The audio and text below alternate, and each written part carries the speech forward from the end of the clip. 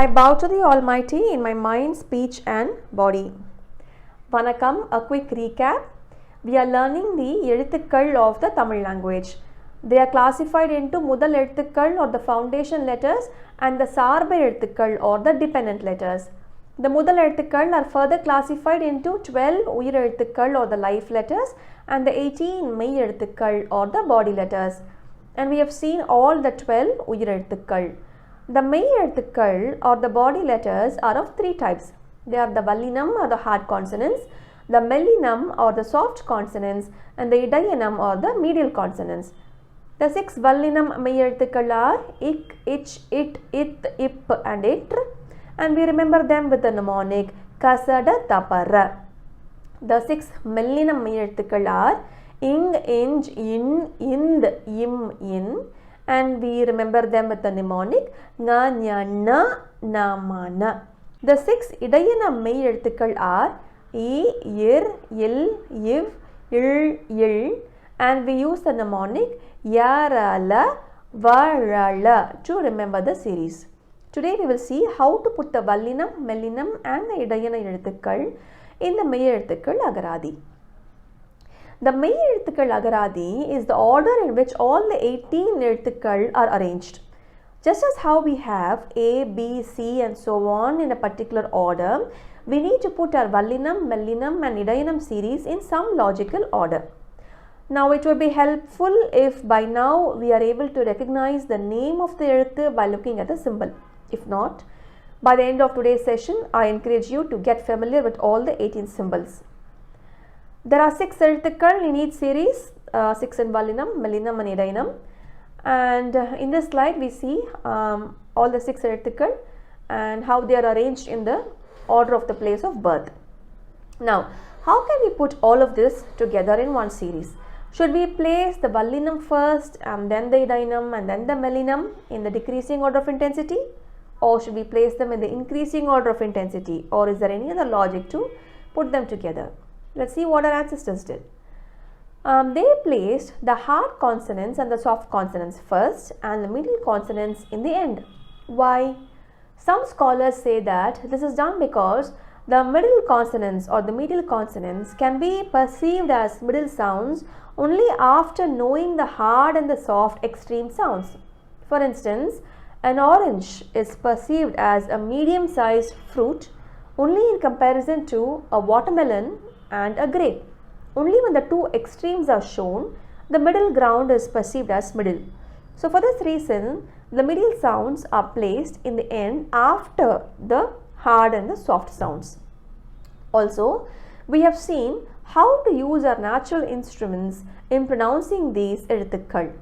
Now in this figure, we see that all of the Mei Ezhuthukkal are born in one of the following ways. That is, when the tongue is placed at the rear end of the palate or the mid portion of the palate or the front portion of the palate or against the back of the teeth, and for some Ezhuthukkal we use our lips. So now when we arrange the Mei Ezhuthukkal, it would be better if the Ezhuthukkal are ordered in such a way that there is a smooth journey of the tongue from the back of the palate to the front, followed by the use of lips. That would be easy for us to pronounce and it would put less stress on the body parts. Now keeping this in mind, let's observe the place of birth of the Vallina Ezhuthukkal. The ik is born when the tongue touches the rear end of the mouth, the ich is born in the middle of the mouth, the it is born in the front of the mouth, the ith is born when the tip of the tongue touches the teeth, and the ip is born in the lip area. And the last yitr is born in the tip of the palate. Now what we can observe here is up until the ip, our use of the natural instruments follows a nice sequence. First our tongue starts from the rear end of the mouth and makes a smooth journey from the rear to mid to front and the back of the teeth, and then the lips are used. But for the 6th itr, the tongue has to go back to the front of the palate. Now in the second table, the Mellinam Mei Ezhuthukkal, we see a similar pattern. The ing is born when the tongue touches the rear end of the palate, the inj is born in the middle portion of the palate, the in is born in the front of the palate, the in the tip when the tongue touches the back of the teeth, and the im is born in the lip. And the last எழுத்து in is born in the tip of the palate. So here too we see that up until the எழுத்து im, our use of the natural instruments follows a nice smooth pattern. The tongue moves from the rear to the mid to the front to the back of the teeth, and then the lips are used. But for the sixth எழுத்து, the tongue has to go back to the front of the palate. Now in the third table we have the இடையினை எழுத்துக்கள், and here the E is born in the rear end of the palate, the ir is born in the middle portion of the palate, and the il is born in the tip of the palate, and the iv at the lips, and the il at the far end, and the il in the middle portion of the palate. Here the journey of the tongue follows a slightly different path. It makes a journey from the back of the palate till the lips, and it generates 4 எழுத்துக்கள், and it goes back again to generate 2 more எழுத்துக்கள், and it finishes in the middle portion of the palate. So now what our ancestors did is they clubbed the vallinam and the mellinam எழுத்துக்கள் in accordance to the use of the natural instruments. So the எழுத்துக்கள் in the rear end of the mouth were placed together, the mid mouth were placed together, and so on. And this is how they place the first 5 vallinam and the 5 mellinam எழுத்துக்கள். Only the first 5 vallinam and the mellinam. We will come to the 6th எழுத்து in the end, and the reason for this will become apparent soon. Now it is customary to place the stronger element first, and that's what they did.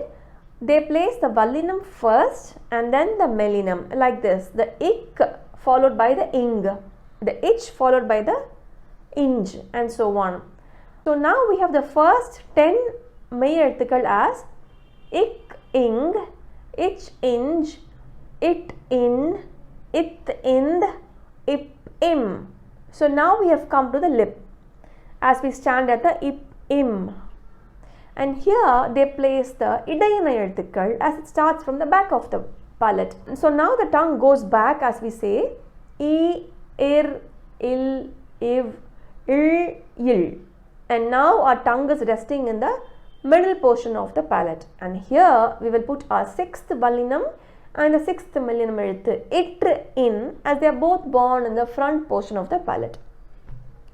So this is why the 6th vallinam and the mellinam are placed in the end, so that our tongue can continue its journey smoothly without any detours and finish in the front portion of the palate.